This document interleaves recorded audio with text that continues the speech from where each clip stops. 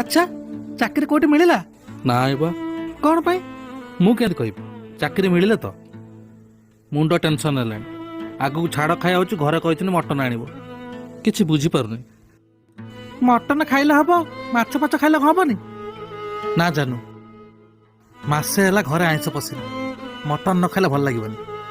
ମାଛ ଯଦି ନ ଖାଇବ ମାଛ ବିକିକି ମଟନ ତ ଆଣିପାରିବ ମାଛ କିଣିବାକୁ ପଇସା ନାହିଁ ବିକିବି କେମିତି ମୋ ପାଖରେ ଗୋଟେ ଆଇଡିଆ ଅଛି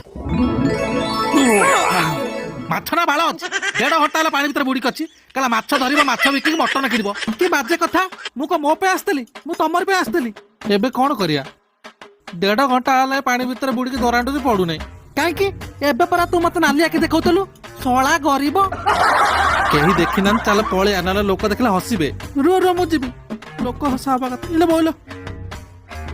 ହାତ ଟିକେ ଧରିକି ହେଲ୍ପ କଲ ଗୋଡକୁ ମୋର ଗେଣ୍ଡା କାଟି ସାଇଲେ ହଉ ଆସ ତମର ତ ଖାଲି ଗେଣ୍ଡା କାଟିଛି ମୋର ନା ଭିତର ସାର ପାଣି ଖାଇକି କୁଣ୍ଡେଇ ହେଲାଣି ପୁରା ଘରକୁ ଗଲେ ସୋରିଷ ତେଲ ଟିକେ ମାରିଦବ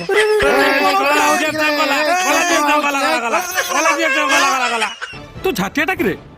ତତେ ଆଉ କିଛି ମିଳିଲାନି ଶେଷରେ ନାଳରେ ବୁଡିକି ମାଛ ଧରୁଛୁ ବାପା ମତେ ଝାଟିଆ କହୁଛ ଆରେ କାର୍ତ୍ତିକ ମାସରେ ତମେ ଆଇଁଷ ଖାଇନ ବୋଲି ହାଁ ହାଁ ହଉଛ ଖାଇବା ପାଇଁ ଆଉ ମୁଁ ତମ ପାଇଁ ମାଛ ଧରିବାକୁ ଗଲି ବୋଲି ମତେ ଝାଟିଆ କହୁଛ ମାଛ ଖାଇବ ବାଳ ନା ଯଦି ଖାଇବ ମଟନ ଖାଇବ 12 ବର୍ଷ ତପସ୍ୟା କରି ଯଦି ଶୁଖୁଆ ଝଳରେ ଯିବ ତ କାହିଁ ସେ ବାଳ ଶୁଖୁଆ ଖାଇବ ଯଦି ମଟନ ଖାଇରେ ଏତେ ଇଚ୍ଛା ଅଛି ତ ନିଜେ କିଣି ଆଣ ତୁ କୋଉ ବାଳକୁ ଜନ୍ମ ହେଇଛୁ କଣ ସମସ୍ତଙ୍କର ଟେକି ଧରିବା ପାଇଁ ଏମିତି କଥା କେମିତି କହୁଛ ବାପା ତମେ ଜାଣିଛ ମତେ ଚାକିରି ମିଳୁନି ପଇସା କୋଉଠି ଆଣି ମଟନ ପାଇଁ ଆଣିବାକୁ ପଡିବ ତୁ ଧାନ କାଟ କି ବାଳ କାଟ ତତେ ମଟନ ଆଣିବାକୁ ପଡିବ